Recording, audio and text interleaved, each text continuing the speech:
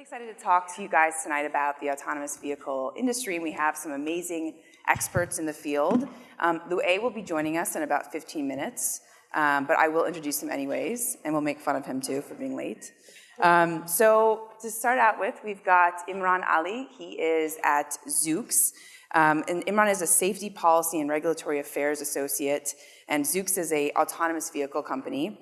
I also asked my speakers to send me something interesting about them, something that you couldn't find on LinkedIn. So I'm going to share something personal that you can kind of associate something personal with it. So Imran is mildly obsessed with the show The West Wing and can quote nearly every episode. So if you like West Wing, come talk to him after that.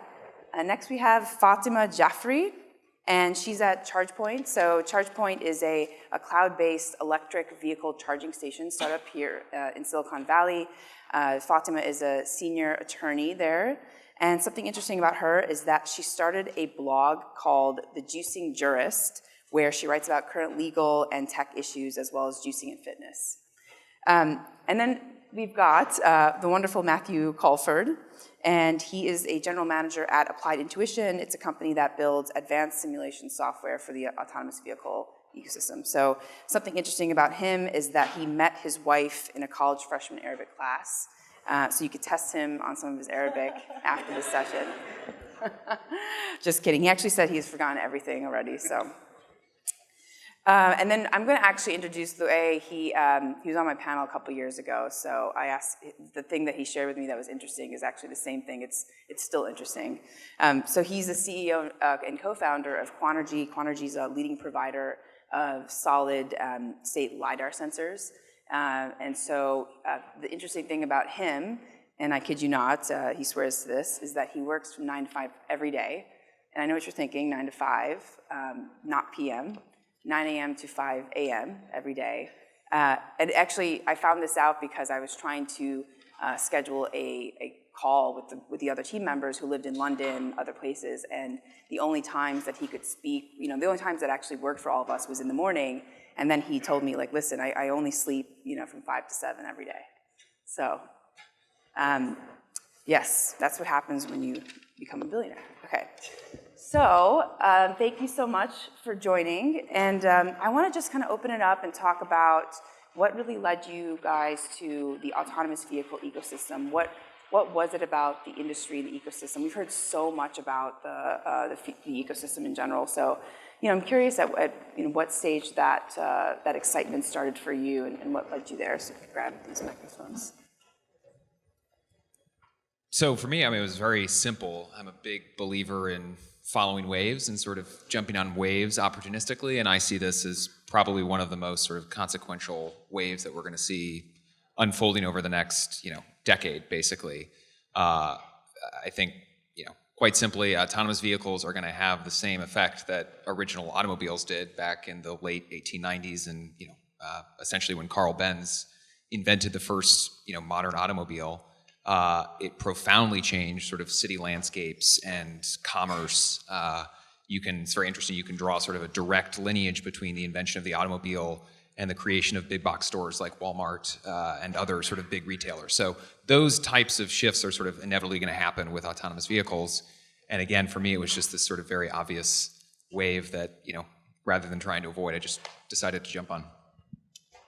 Yeah, so my background is from a legal perspective, but I was at a law firm before ChargePoint where I worked with a lot of companies sort of tangentially in this space, whether it was sensors or cameras. So I got really interested in the infrastructure aspect of autonomous vehicles. And ChargePoint, while we don't necessarily develop the software or the hardware, but we have electric vehicle charging capabilities and infrastructure. So I'm really interested in smart cities, grid, sort of being able to propel autonomous vehicles, and also, of course, all of the legal liabilities and legal issues that will come with autonomous vehicles. Good afternoon, everyone. Thanks so much for having me. So a little bit about Zoox before I talk about the path. So Zoox is a pretty new company. We're about 4 years old. And Zoox is building a fully autonomous mobility solution to connect people within cities in wonderful ways. What differentiates Zoox is we're building the full ecosystem. So that means we're building the hardware and software for the autonomous side. We're building a vehicle from the ground up. And we're also building a ride-hailing service similar to Uber, so you can use your phone to call a Zoox. And the reason I explain all that is I'm a big believer that autonomous technology will fundamentally improve safety, mobility, and sustainability in cities. And all three of these things are really personal for me. On the safety front, my mom got into a really bad car crash a few years ago. Unfortunately, she's okay now, but it really shook my faith and belief in cars, car safety. And mobility, my grandfather, hugely independent guy, but last year we had to take away his driver's license because he was getting too old to drive on the road, and he was not very happy about it. And then finally on sustainability, some of y'all may know this, but cars, personal vehicles, cause 1/3 to 1/2 of all greenhouse gas emissions in urban areas. I have asthma, and I think I'd be very happy if ChargePoint took off and autonomous vehicles took off, and most of the vehicles on the road became electric. Wonderful, thank you.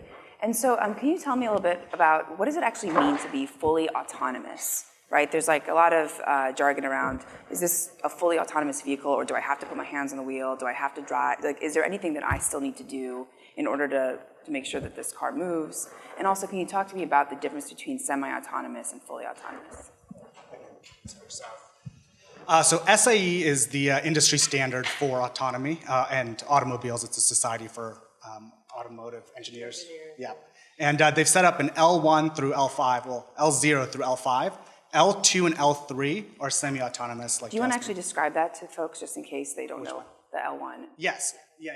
So the different levels, as you get up in the scale, L5 is basically fully autonomous. So L2 and L3 still requires a human in the loop. So you can think about Tesla, Nissan's ProPilot, Audi's traffic jam assist. There are semi-autonomous vehicles on the road today, but those still require a human to be looking and usually hand on the steering wheel. L4 and L5 is removing human from the loop.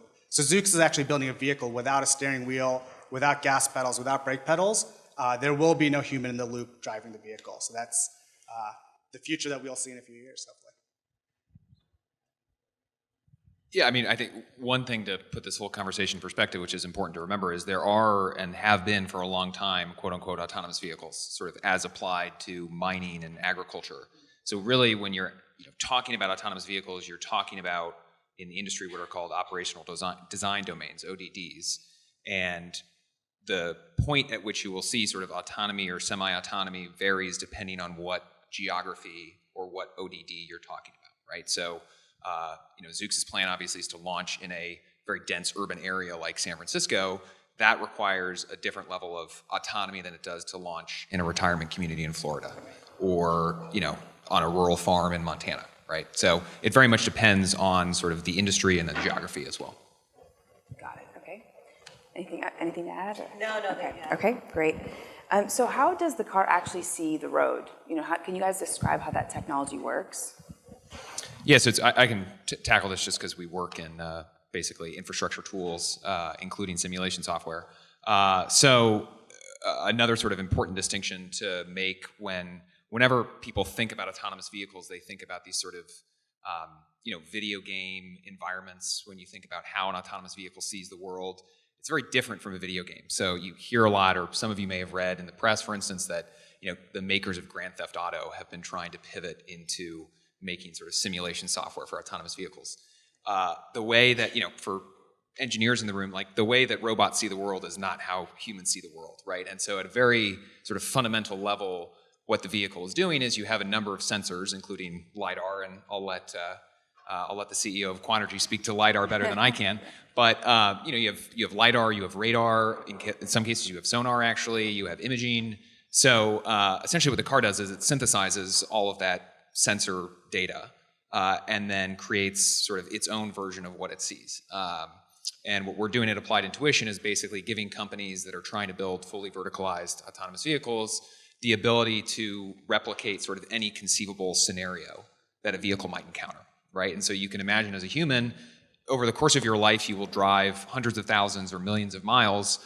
You may not ever encounter edge cases that someone else might encounter. So an animal running into the road, or an emergency vehicle being stopped on the freeway, something like that. That's very hard to replicate in the physical world. And so being able to do that in simulation or in these virtual worlds is effectively allowing vehicles to be exposed to scenarios and cases that they're never going to otherwise see. Okay. And so how safe are these, or did you want to add to that? Yeah, so I think regardless of sort of the specific sensors and image detection on the specific cars, there's also the capabilities and requirement for the cars to be able to communicate and to be networked together. And that, which I think we can talk about later, but will require some sort of open source and an open network in order for those cars to communicate effectively. Yeah, and I'm also just curious, like a secondary question is like the point where, half the road is autonomous vehicles, the other half are drivers, what's sort of the level where that system starts to break? Have you guys kind of run tests on that, or is there any hypotheses? So the question was like whether we will be able to drive, depending on the road. So Zoox is actually building a vehicle that can mimic human behavior. So regardless of how many human drivers on the road versus autonomous drivers, we are planning on driving that. An example of that is, when you come to a four-way stop, a lot of folks who might identify an autonomous vehicle might be like, it's the autonomous vehicle's turn to go, but I'm going to go because I know that they're going to drive safely. But we've started to mimic human behavior, so we'll start inching forward a little bit. So we're not driving aggressively, but we are driving assertively. And the regulation point on vehicle-to-vehicle, vehicle-to-infrastructure, communication, I think Zoox is founded on the belief that we want to be able to launch as soon as we get the technology ready, not when regulations are ready or not when the infrastructure is ready. So we're trying to build a vehicle that would be able to operate with vehicle-to-vehicle and vehicle-to-infrastructure, but we want to be able to operate as soon as we can deploy our vehicles. Got it.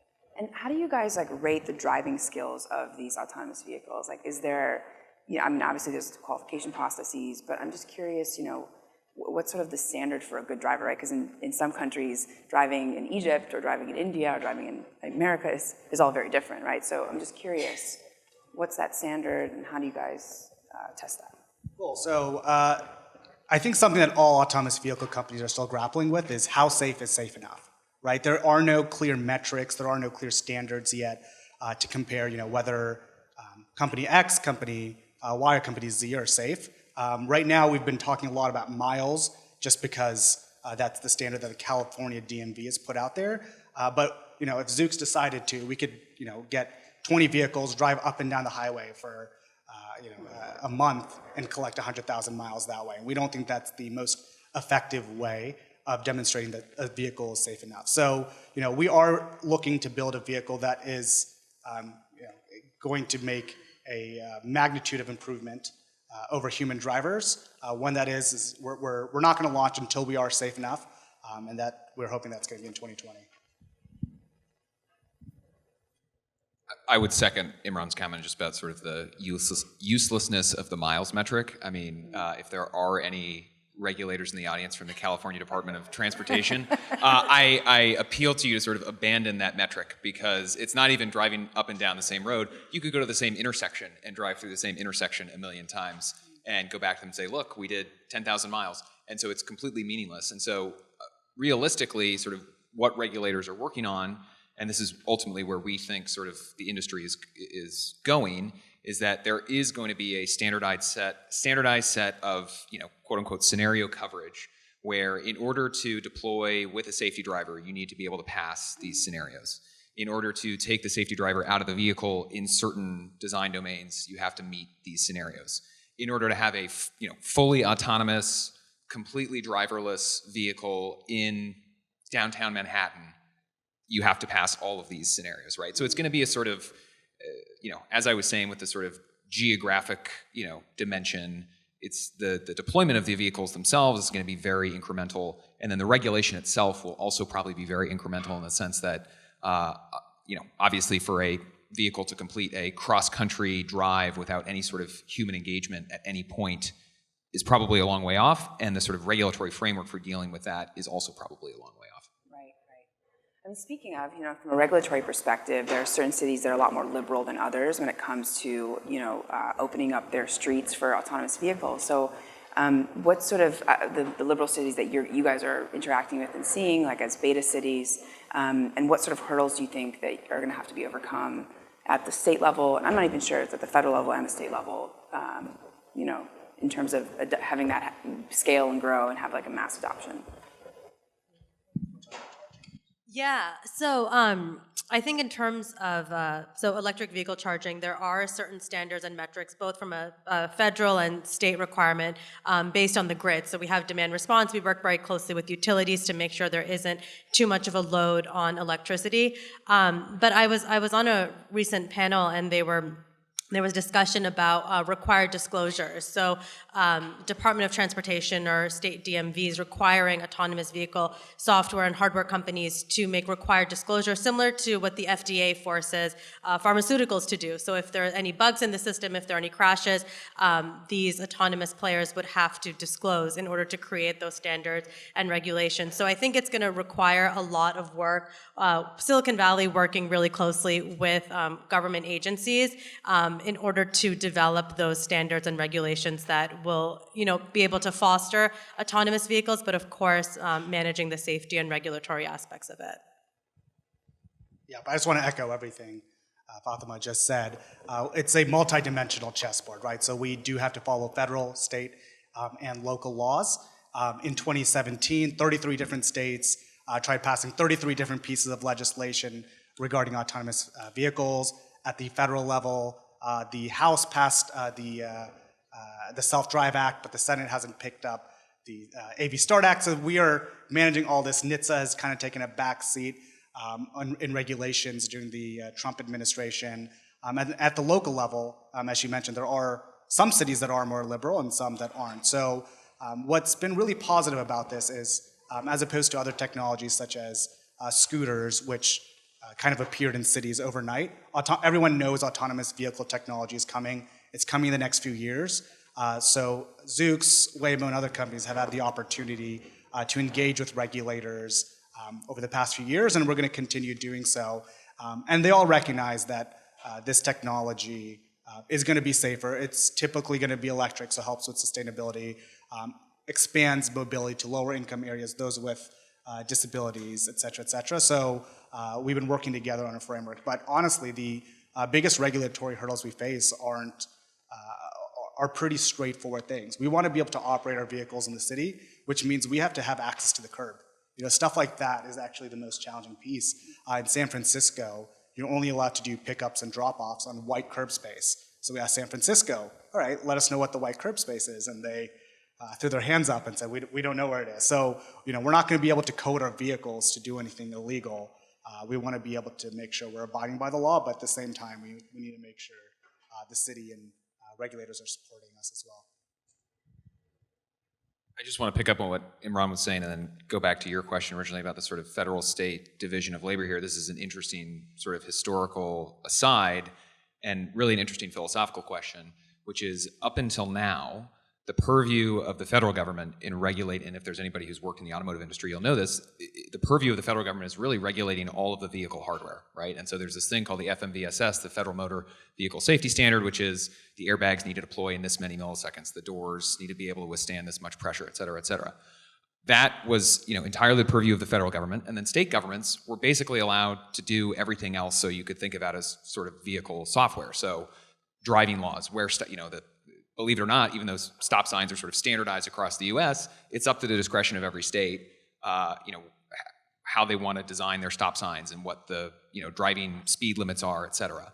The really sort of interesting philosophical question that state and federal governments now are sort of grappling with and having a debate over is when the software, so when you're taking the human out of the loop and the software really is, an autonomous vehicle software program, what is that part of the vehicle hardware? Is that part of like the vehicle software, right? And so this is a debate. My own view, my own sort of prediction is that ultimately it is going to become sort of concentrated in the hands of NHTSA and federal DOT.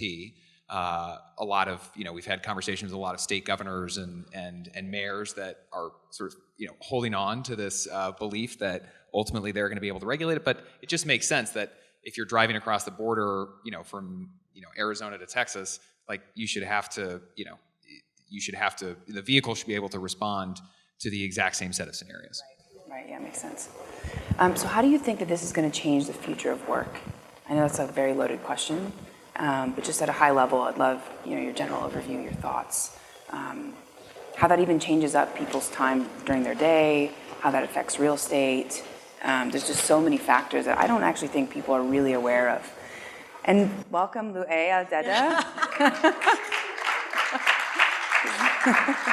So this is Arab time, so fashionably late.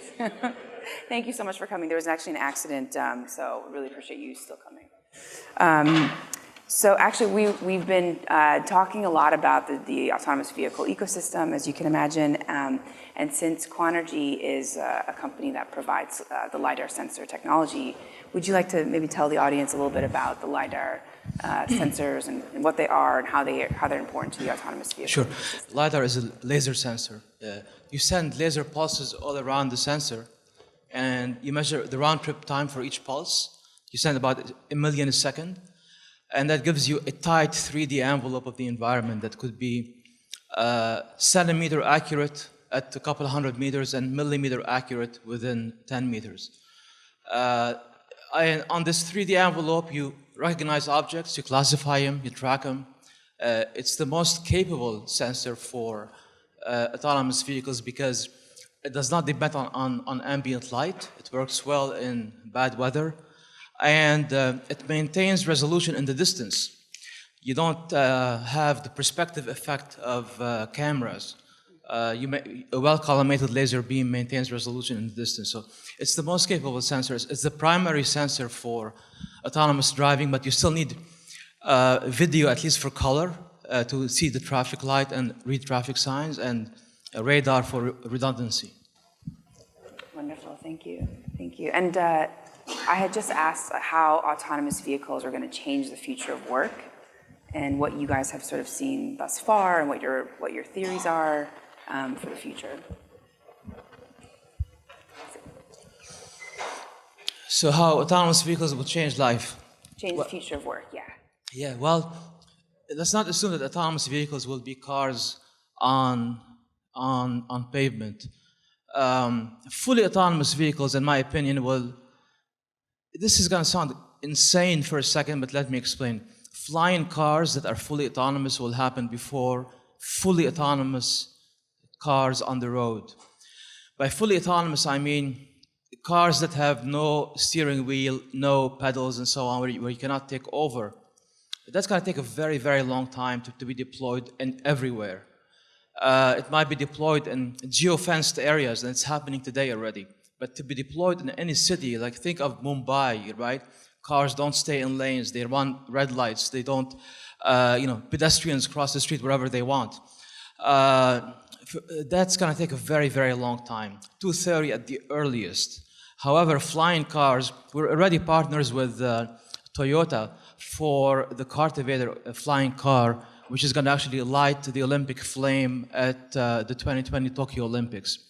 That's going to happen sooner because when you have virtual lanes in the sky, no pedestrians, less chaos, it's much easier. So the first autonomous car will not be a car.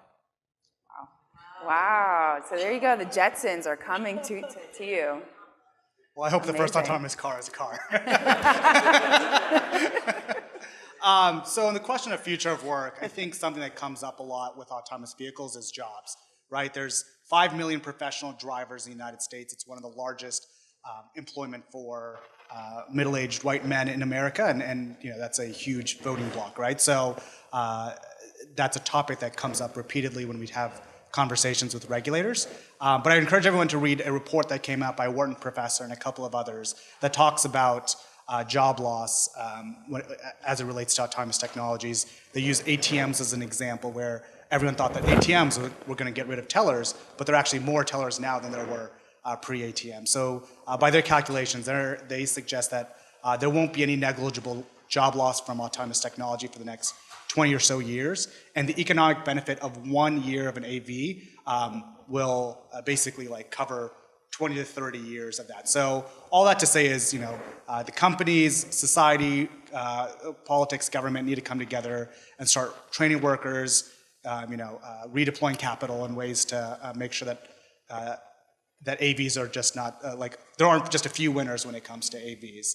And the last point I would make is, AVs aren't going to just get rid of jobs immediately. If you think about truck drivers, only about 50% of their job is the driving piece. They have to navigate pretty tough spaces, which autonomous technology is not going to do. They have to weigh the vehicles, inventory the vehicles, actually speak with the warehouses when they get there. So it's going to be a long time till we see end-to-end autonomous technology really take over a lot of these job sectors.